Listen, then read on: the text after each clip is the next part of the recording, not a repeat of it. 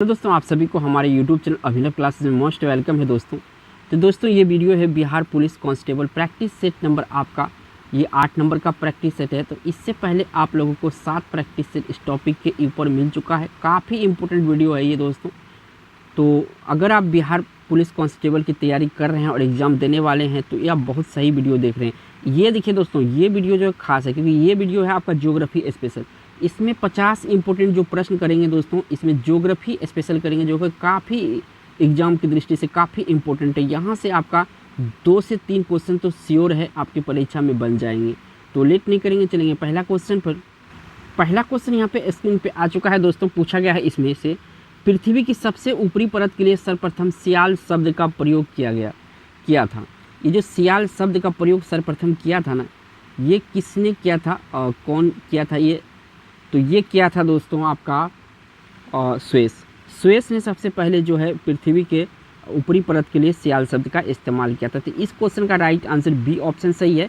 एक एक आंसर आपको आना चाहिए क्योंकि काफ़ी इंपॉर्टेंट मैं ये सीरीज रखा हूँ आपके लिए। बढ़ते हैं नेक्स्ट 2 नंबर का क्वेश्चन है। इसे पूछा गया है आपसे कि पृथ्वी के किस भाग में निकेल और लोहा की प्रधानता है?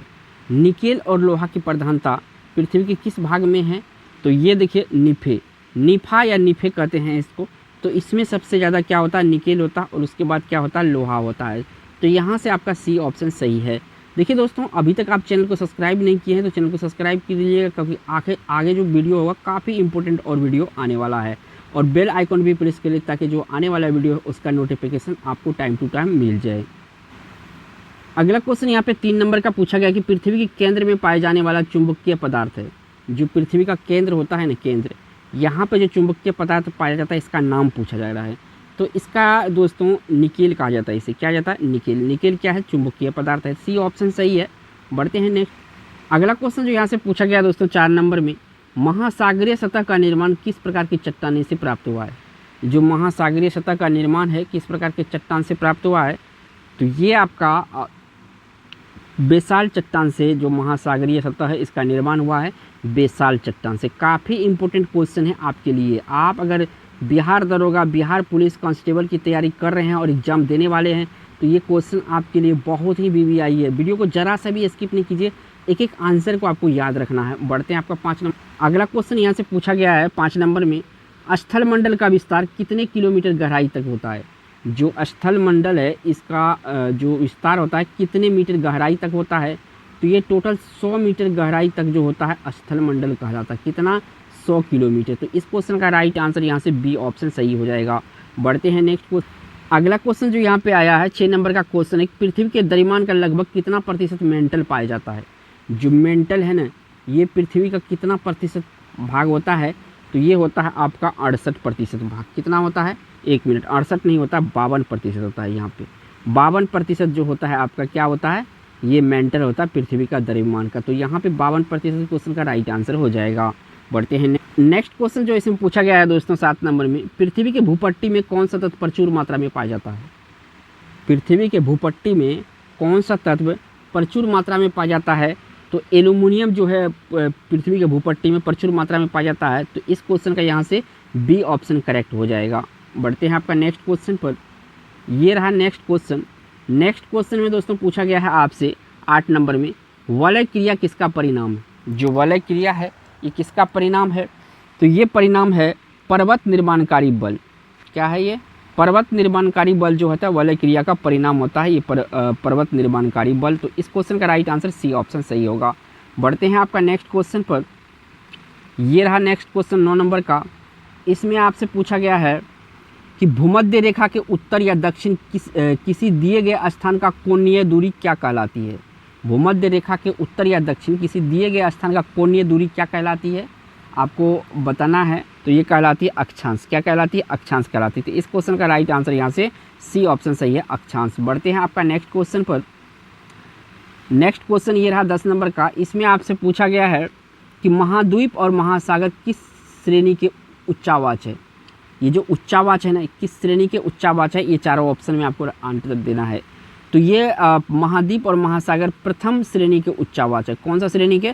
प्रथम श्रेणी का जो ये उच्चावाच है। क्या? महाद्वीप और महासागर। ए ऑप्शन इस क्वेश्चन का राइट आंसर है। बढ़ते हैं आपका नेक्स्ट क्वेश्चन पर। ये रहा आपका 11 नंबर का क्वेश्चन। इसमें आपसे पूछा गया है कि पृथ्वी के धरातल के कितने प्रतिशत भाग पर महाद्वीप का विस्तार पाया जाता है। ये जो महाद्वीप है या महादेश कुछ भी कहे, तो इसका जो है विस्तार कितना क्षेत्र पे पाया जाता है, तो इसका विस्तार 29.5% भाग पे पाया जाता है। कितना? 29.5% भाग पे जो है पृथ्वी के धरातल पर महाद्वीप पाया जाता है। तो इस क्वेश्चन का राइट आंसर यहाँ से क्या हो जाएगा? बी ऑप्शन हो जाएगा। बढ़ते हैं आपका नेक्स्ट क्वेश्चन पर। तो ये रहा नेक्स्ट क्वेश्चन आपका 12 नंबर का। इसमें आपसे पूछा गया है कि महाद्वीपीय प्रवाह सिद्धांत के प्रणेता है। महाद्वीपीय प्रवाह सिद्धांत के प्रणेता कौन है, यानी इसका जानकारी कौन दिया था सबसे पहले? तो ये दिया था दोस्तों वेगेनर ने। वेगेनर ने जो है महाद्वीपीय प्रवाह सिद्धांत दिया था। तो इस क्वेश्चन का राइट आंसर यहाँ से बी ऑप्शन सही है। बढ़ते हैं आपका नेक्स्ट क्वेश्चन पर। नेक्स्ट क्वेश्चन ये रहा 13 नंबर का। इसमें आपसे पूछा गया है वह काल्पनिक रेखा जो पृथ्वी को 2 भागों में बांटती है क्या कहलाती है? अगर ये पृथ्वी है तो इसके 2 भागों में बांट देती है, इस काल्पनिक रेखा को क्या कहते हैं? तो इस काल्पनिक रेखा को कहते हैं कर्क रेखा। कर्क रेखा क्या करती है? ये जो पृथ्वी है ना, इसको 2 बराबर भागों में बांट देती है, बराबर नहीं, थोड़ा 19-20 है, 2 भागों में बांटती है। तो इस क्वेश्चन का राइट आंसर यहाँ से बी ऑप्शन सही होगा। बढ़ते हैं आपका नेक्स्ट क्वेश्चन पर। तो ये रहा नेक्स्ट क्वेश्चन। इसमें आपसे पूछा गया है कि अंतर्राष्ट्रीय तिथि रेखा का निर्धारण किस वर्ष किया गया था? काफ़ी इम्पोर्टेंट क्वेश्चन है ये कि अंतर्राष्ट्रीय तिथि रेखा का निर्धारण किस वर्ष किया गया था। तो इसका निर्धारण किया गया था 1884 ईस्वी में। कब किया गया था? 1884 ईस्वी में। तो इस क्वेश्चन का राइट आंसर यहाँ से सी ऑप्शन सही है। बढ़ते हैं आपका नेक्स्ट क्वेश्चन पर। नेक्स्ट क्वेश्चन ये रहा आपका 15 नंबर का क्वेश्चन है। इसमें आपसे पूछा गया है कि अंतर्राष्ट्रीय तिथि रेखा स्थिति निम्न में से किसके निकटतम है? अंतर्राष्ट्रीय तिथि रेखा स्थिति निम्न में से किसके निकटतम है? तो ये निकटतम है 100 डिग्री पूर्वी एवं पश्चिमी देशांतर। 100 डिग्री पूर्वी एवं पश्चिमी देशांतर जो है अंतर्राष्ट्रीय तिथि रेखा के निकटतम है। तो इस क्वेश्चन का राइट आंसर यहाँ से डी ऑप्शन सही है। बढ़ते हैं आपका नेक्स्ट क्वेश्चन पर। नेक्स्ट क्वेश्चन ये रहा आपका 16 नंबर का। इसमें आपसे पूछा गया है कि अंतर्राष्ट्रीय तिथि रेखा 180 डिग्री देशांतर से कितनी बार विचलित होती है? 180 डिग्री देशांतर से कितनी बार विचलित होती है अंतर्राष्ट्रीय रेखा? तो ये 4 बार विचलित होती है। कितना बार विचलित होता है? 4 बार। तो इस क्वेश्चन का राइट आंसर ए ऑप्शन सही है। बढ़ते हैं आपका नेक्स्ट क्वेश्चन पर। ये रहा नेक्स्ट क्वेश्चन। इसमें आपसे पूछा गया है 17 नंबर में अंतर्राष्ट्रीय दिनांक रेखा कहाँ से होकर गुजरती है?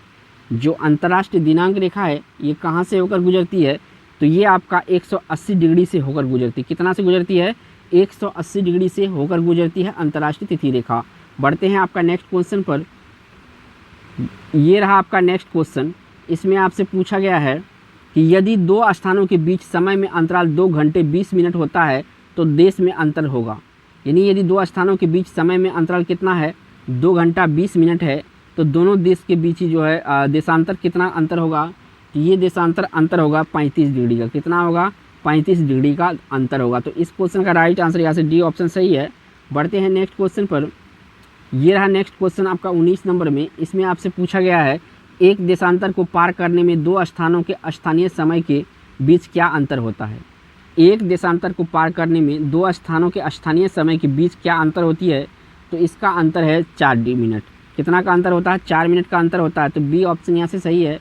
बढ़ते हैं आपका नेक्स्ट क्वेश्चन। तो ये रहा आपका नेक्स्ट क्वेश्चन। इसमें आपसे पूछा गया है 20 नंबर में पृथ्वी पर दोनों स्थानों की स्थिति के अनुधारित अंतर 15 डिग्री है तो स्थानीय समय में कितना अंतर होगा? तो देखिए स्थानीय समय में अंतर होगा इसका 1 घंटा। कितना होगा? 1 घंटा इसका अंतर होगा। ठीक है ना? तो 15 चौको 60, अगर 15 से गुना करेंगे तो कितना होगा? 4। तो 15 चौको 60 कितना होता है? 1 घंटा होता है। तो ये ऑप्शन सही है। बढ़ते हैं आपका नेक्स्ट क्वेश्चन पर। ये रहा नेक्स्ट क्वेश्चन। इसमें आपसे पूछा गया है, किस नंबर क्वेश्चन है कि भारत के सर्वाधिक पूर्व एवं पश्चिम में स्थित स्थानों का स्थानीय समय में कितना अंतर है? भारत के सर्वाधिक पूर्व, सबसे ज़्यादा पूर्व जो है, ठीक है, और सबसे ज़्यादा जो वेस्ट है, इसमें कितना का अंतर है? तो इसमें जो अंतर है, समय का अंतर पूछा गया है, तो इसमें 2 घंटा का अंतर है। कितना का?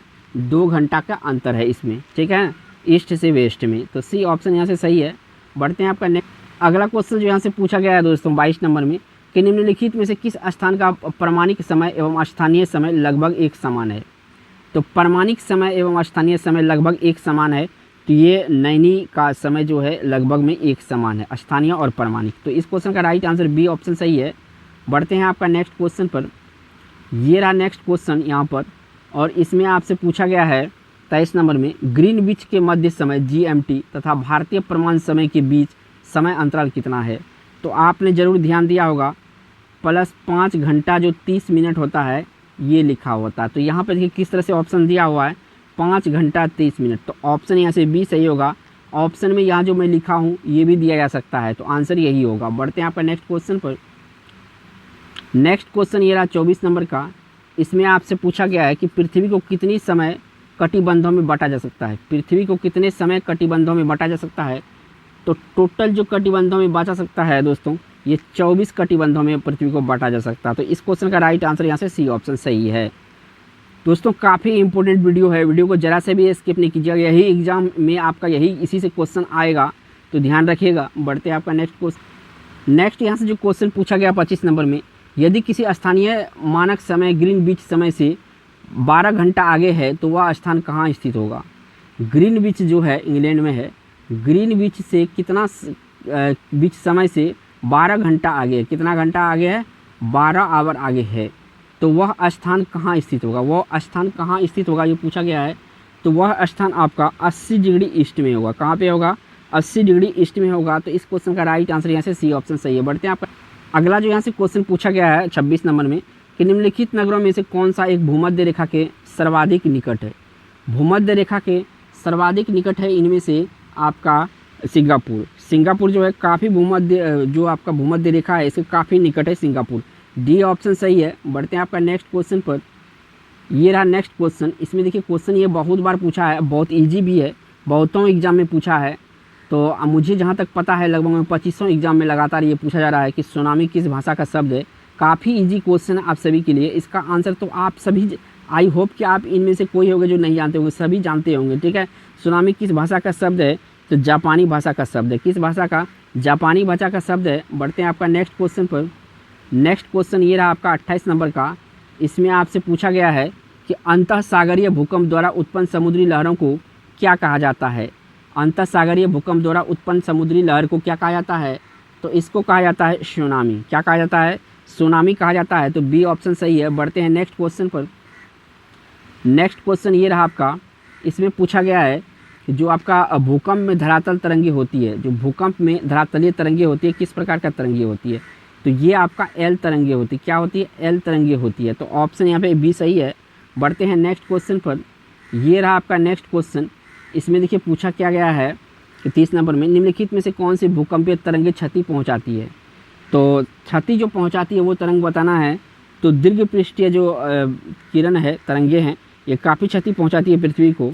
सी ऑप्शन सही है। बढ़ते हैं आपका नेक्स्ट क्वेश्चन पर। ये रहा नेक्स्ट क्वेश्चन 31 नंबर का। इसमें आपसे पूछा गया है कि भूकंप मूल वह स्थान होता है जहाँ, भूकंप मूल जो है वो कौन सा स्थान होता है। इनमें से एक ऑप्शन है, पढ़ के आपको बताना है। तो देखिए जहाँ से भूकंप की उत्पत्ति होती है उसे ही भूकंप केंद्र कहा जाता है। तो इस क्वेश्चन का राइट आंसर बी ऑप्शन है। बढ़ते हैं आपका नेक्स्ट क्वेश्चन पर। ये रहा नेक्स्ट क्वेश्चन। इसमें आपसे पूछा गया है नीस चट्टान निम्नलिखित में से किस कोटि के चट्टान है। जो नीस चट्टान है ना, ये किस कोटि के चट्टान है। तो ये चट्टान जो है आपका परावर्तित चट्टान है। क्या है, नीस एक प्रकार का परावर्तित चट्टान है। तो यहाँ से सी ऑप्शन सही है। बढ़ते हैं आपका नेक्स्ट क्वेश्चन। नेक्स्ट क्वेश्चन ये आपका 33 नंबर का आया है। इससे पूछा गया कि निम्नलिखित में से कौन सा रूपांतरित चट्टान है। इनमें से जो रूपांतरित चट्टान है इनके बारे में बताना है। तो रूपांतरित चट्टान जो है, इसमें नीस चट्टान एक प्रकार का रूपांतरित चट्टान है। ये ऑप्शन सही है। बढ़ते हैं आपका नेक्स्ट क्वेश्चन पर। ये रहा नेक्स्ट क्वेश्चन। इसमें आपसे पूछा गया है 34 में कि भूकंप का कारण है। जो भूकंप होता है इसका क्या कारण होता है। तो ये जो आपका टेक्टोनिज्म है, ये मेन कारण होता है भूकंप का, इसी के द्वारा भूकंप होता है। बी ऑप्शन सही है। बढ़ते हैं आपका नेक्स्ट क्वेश्चन पर।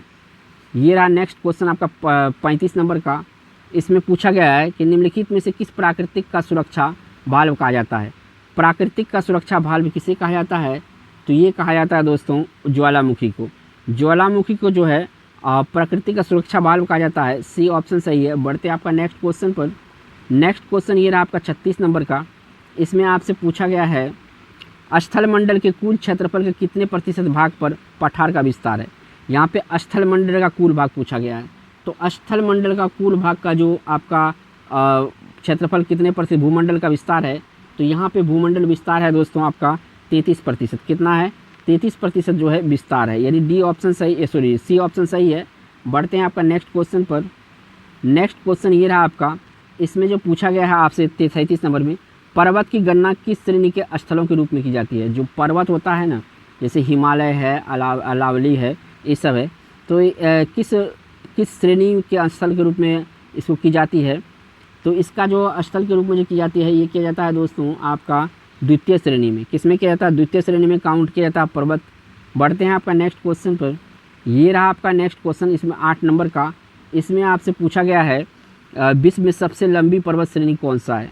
तो देखिए, सबसे लंबी पर्वत श्रेणी आपका एंडीज है और सबसे ऊंचा में हिमालय हो जाएगा। तो इस क्वेश्चन का राइट आंसर यहाँ से सी ऑप्शन सही है, एंडीज जो है सबसे लंबी है। बढ़ते हैं आपका 39 नंबर क्वेश्चन पर। ये रहा 39 नंबर का क्वेश्चन। इसमें आपसे पूछा गया है कि निम्न में से एक विलित पर्वत है, यानी वलित पर्वत है। यहाँ पे क्या पूछा है? निम्नलिखित में से एक वलित पर्वत है। तो वलित पर्वत जो है, इसमें हिमालय क्या है? एक वलित पर्वत है, और नवीन पर्वत भी इसे कहते हैं। क्या कहते हैं? नवीन पर्वत भी कहते हैं। तो सी ऑप्शन सही है। बढ़ते हैं आपका नेक्स्ट क्वेश्चन पर। नेक्स्ट क्वेश्चन ये रहा आपका 40 नंबर का। इसमें पूछा जा रहा है आपसे कि विश्व के विशाल वलित पर्वतों की रचना आज से लगभग कितने बिलियन वर्ष पूर्व हुआ था? जो वलित पर्वत है, आज से कितने वर्ष पूर्व इसका निर्माण हुआ था? तो इसका निर्माण जो है 30 अरब वर्ष 30 वर्ष पूर्व हुई थी। कितना? 30 मिलियन वर्ष पूर्व हुई थी। किसका?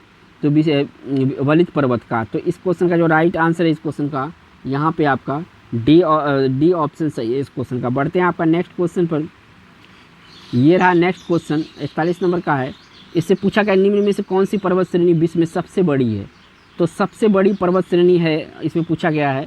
तो सबसे पर्वत श्रेणी एंडीज होगा। कौन सा होगा? एंडीज जो है सबसे बड़ी पर्वत श्रेणी है, यानी बी ऑप्शन सही है। बढ़ते हैं आपका नेक्स्ट क्वेश्चन पर।